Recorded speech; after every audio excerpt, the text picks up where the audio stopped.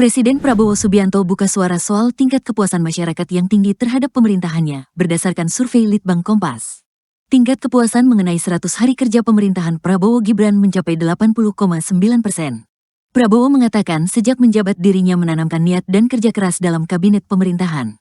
Oleh karenanya, para menteri kabinet merah putih sangat solid dan kompak. Saya kira begini ya, kita yang penting niat, kerja keras.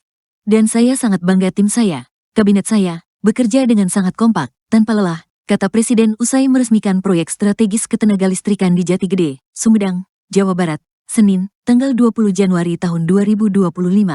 Menurut Prabowo, banyak yang mengatakan bahwa tidak ada tanggal merah dalam kabinet pemerintahannya. Bahkan saat malam tahun baru, para menteri tetap bekerja. Anda lihat, malam tahun baru, menteri-menteri semua bekerja. Tidak hanya di kantor, tapi di titik-titik mengawasi, katanya. Prabowo bersyukur berkat kerja keras para menterinya tersebut, kondisi akhir tahun 2024 dan awal tahun 2025 sangat baik. Harga BBM dan pangan terkendali. Bahkan, harga tiket pesawat di musim liburan bisa diturunkan. Harga-harga tiket pesawat bisa turun pertama kali dalam sejarah Republik, katanya.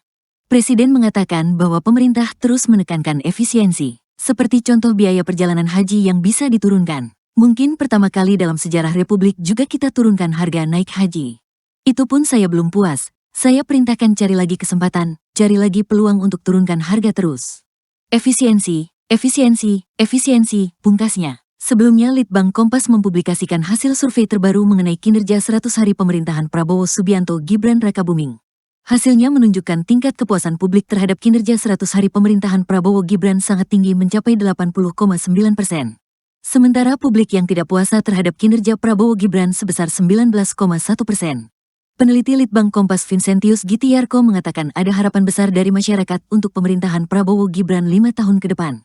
Ini kita bisa baca sebagai harapan besar ya, harapan besar publik sekaligus juga ada rasa mungkin euforia karena setelah 10 tahun sebelumnya 2 periode dipimpin oleh satu pemerintahan, masyarakat saat ini mendapat presiden dan wakil presiden yang baru.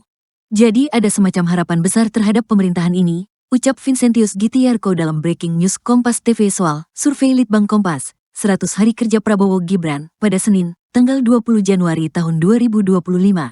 Kita juga perlu ingat bahwa bagaimana transisi pemerintahan atau transisi politik yang terjadi setelah pemilu itu juga berjalan relatif lancar, dalam tanda kutip ya. Bahkan kita juga tahu bahwa dalam proses ini ada narasi keberlanjutan yang dibawa oleh pemerintahan yang sekarang, lanjutnya. Download Tribun X sekarang, menghadirkan lokal menjadi Indonesia.